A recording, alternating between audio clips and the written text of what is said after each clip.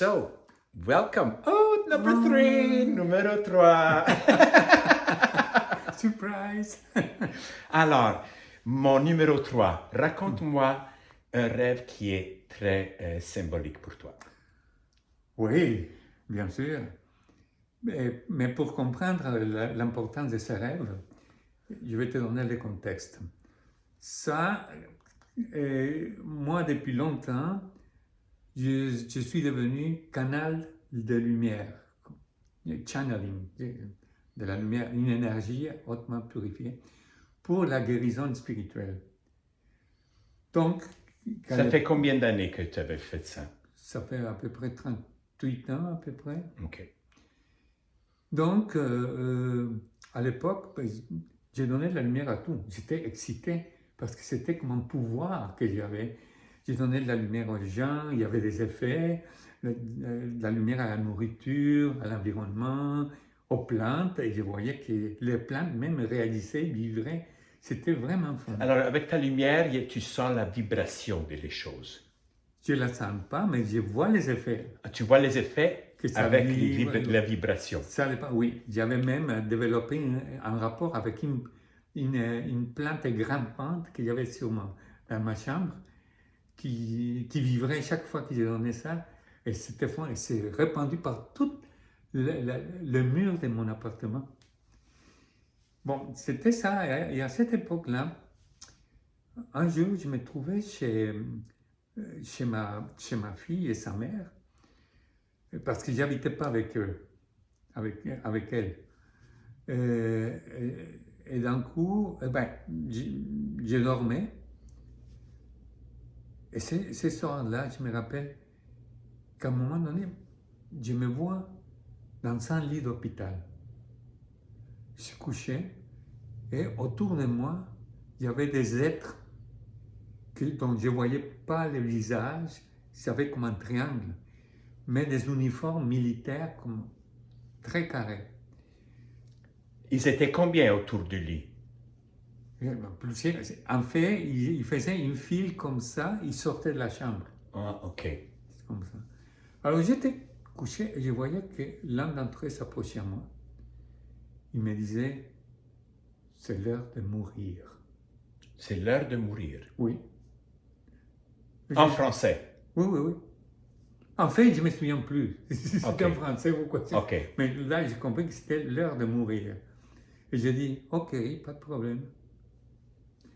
Il a pris mon bras, il a pris une seringue. Le moment qu'il allait l'introduire, moi j'ai fait, non!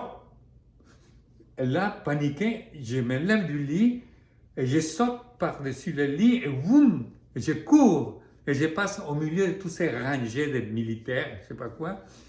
Je sors et je me trouve dans le noir, tout noir.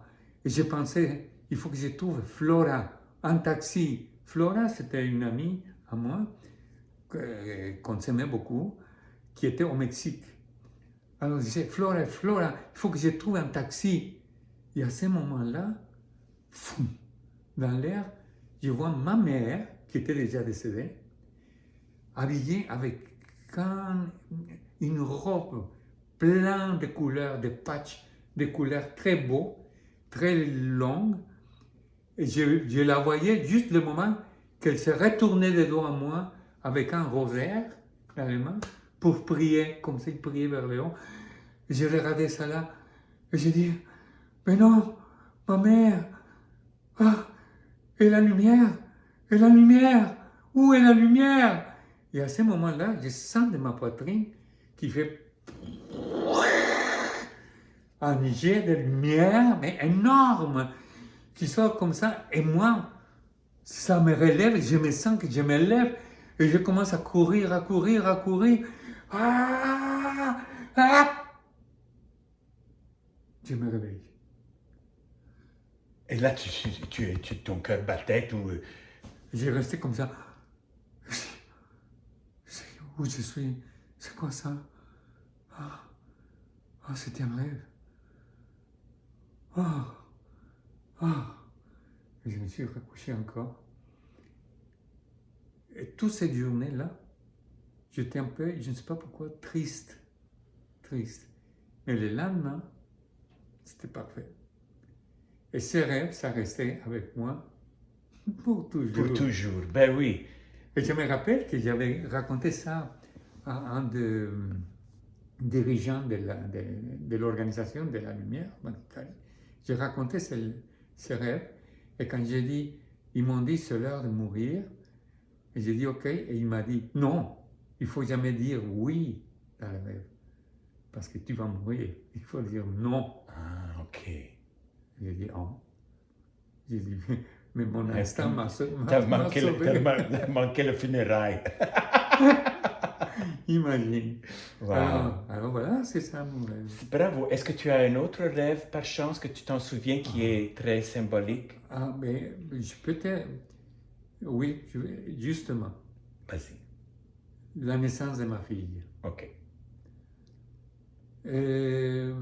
Comme je t'avais dit, j'avais développé un rapport avec une plante qui montait, qui grimpait. Grimpante. Oui. Alors, Michel, la mère, quand elle était enceinte, pendant 3 fois, elle croyait qu'elle allait d'avoir naissance, donner Ok. naissance. Moi, que j'habitais là, pas avec elle, mais j'ai resté avec elle pendant qu'elle avait sa Alors, grossesse. 3 fois, elle pensait qu'elle allait Oui. livrer le bébé, Oui. mais c'est pas arrivé. Non, parce qu'on appelait à la sage-femme, elle a dit, ah non, non, c'est pas encore le temps. Mais 3 jours comme ça. Wow. La 4e journée, je dormais et tout d'un coup, j'ouvre les yeux. C'était comme 3 heures du matin. Ça, c'est comme entre le sommeil et la réalité. Et je vois sur le mur comment est-ce qu'on dit, un as de lumière, comme un rond, comme si c'était un projecteur, blanc comme ça. Et je regarde. Et du centre de cette lumière sort une plante, celle que j'ai donnée la lumière. Elle sort comme ça. Et je vois qu'elle s'approche à moi, et il reste ici, et disparaît, et la lumière se ferme, et j'entends un cri de bébé. Et à ce moment-là, Michel se réveille pour me dire, ah, je crois que c'est ça. On appelle la sage-femme, et la sage-femme m'a dit, oui, ça c'est vrai, elle s'en vient, mais ne t'inquiète pas, ça va prendre du temps, j'irai plus tard. Ça a été l'annoncement de ma fille qui naissait. Qui était prête à venir. Oui. Et après combien de temps c'est arrivé qu'elle est venue? Ça, c'était comme à 3 heures du matin, c'est 12 heures. À 3 heures de l'après-midi, elle est née. Sous la neige. Il neigeait beaucoup. That's nice. C'est Oui. un bel souvenir. Oui, oui, oui. Alors ça m'a resté toute ma vie. Alors c'était une lumière blanche et tout d'un coup, ce qui est sorti, c'était cette plante qui était la grimpante que tu voyais comment est-ce qu'elle grandissait et tout. Oui, que j'ai donné tous les jours. Et elle est venue là tout très proche et après elle s'est éloignée. En même temps que la lumière s'est fermée. Et là, le cri du bébé est venu. Waouh, une prémonition. Oui. C'est comme ça que je dis. L'annonce, je dis l'annonce d'Alexia, l'annonciation. L'annonciation d'Alexia. d'Alexia, ta petite. Et tellement, j'écris ça dans son journal pour qu'elle se souvienne toujours de cette histoire. Wow. Voilà. Ben bravo. Est-ce que tu as un autre par chance?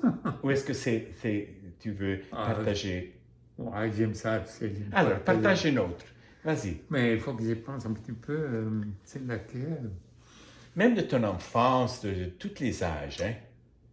Oui, mais la première fois que j'ai eu une chose surnaturelle, dans ton rêve ou dans la vie? C'est ça que je ne sais pas. OK. Mais pour moi, c'était dans la vie. OK.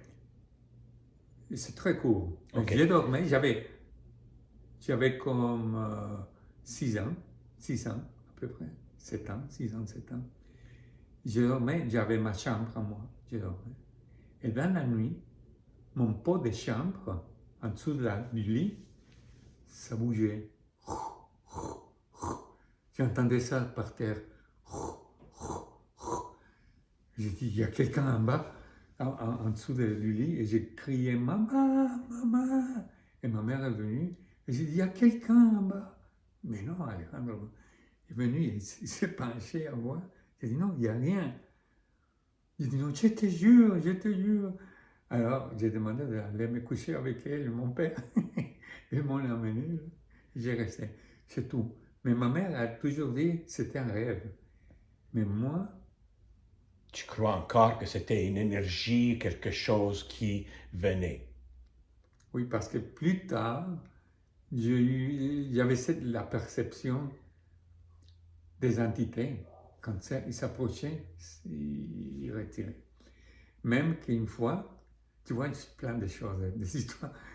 Je dormais dans la bibliothèque quand j'étais au Mexique. J'avais pas de maison. Je me promenais, j'étais un peu gitan, je me promenais partout.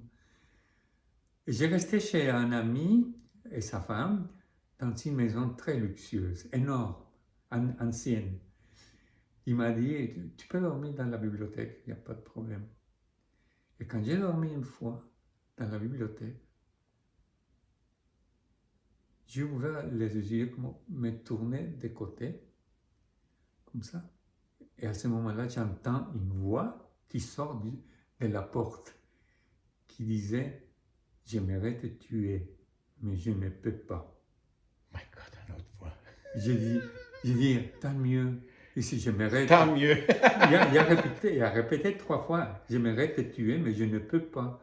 Et les 3 fois, je disais... Il a dit ça en espagnol. Oui, oui. Et j'ai dit, tant mieux, 3 fois, et je me suis rendormi.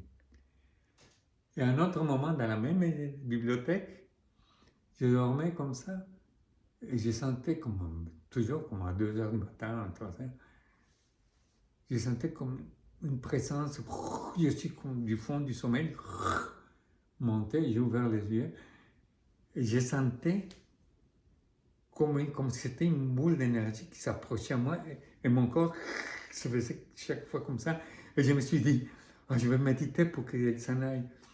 Alors je me sens comme ça, mais c'était pire, parce que j'ouvrais plus de canaux, et plus ça s'approchait, et j'ai dit non, je me suis levé, j'ai allumé, et disparu. C'est tout. Intéressant, hein? La même chose. La piqûre vient et après ça s'enlève. Pour ta fille, la plante vient et elle s'enlève. Oui. Et une autre fois, Oui, tu vois, tu sens toujours cette énergie qui s'en vient, mais après elles ne peuvent pas vraiment te faire mal, elles ne peuvent pas vraiment te pénétrer. Mais ils veulent te faire mal, mais personne ne te fait mal à la fin. Non. Mais c'est drôle parce que plus tard, des années plus tard, même j'habitais déjà ici à Montréal, et une fois que je suis retourné au Mexique, j'étais avec mes amis qui habitaient là, et j'ai raconté l'histoire parce que je n'avais pas raconté. J'ai dit, tu sais, quand j'étais chez toi, il me dit, ah, tu as rencontré l'esprit? C'est un esprit qui connaissait déjà. Ben oui, s'ils connaissent, il y a de l'énergie là-dedans. Oui. Alors je dis, ah, tu savais? Il a dit, oui, pourquoi tu m'as pas dit? Pourquoi tu m'as mis avec l'esprit? Ah ben, merci beaucoup. Ah, ben, Numéro 3, tu sais, ça tu me es fait- numéro 3, le Ok. troisième Ok. qui raconte. Ok. Alors, maintenant, tu vas lever ça et avant tu dis bye-bye. Au revoir. Ciao, ciao ragazzi! Arrivederci! Wow!